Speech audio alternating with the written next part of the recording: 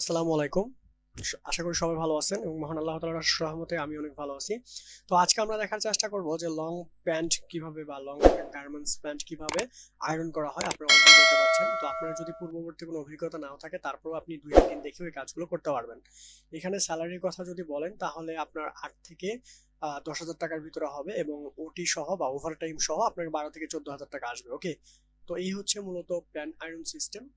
তো আপনি 1 থেকে 2 বার দেখলেও এটা পারবেন।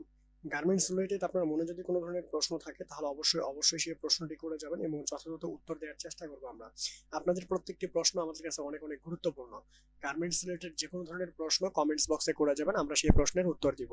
সম্পূর্ণ ভিডিওটা মনোযোগ সহকারে দেখার জন্য অসংখ্য ধন্যবাদ। সবাই ভালো থাকবেন এবং সুস্থ থাকবেন।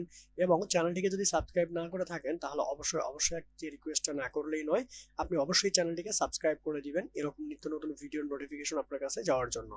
ভালো থাকবেন এবং সুস্থ থাকবেন।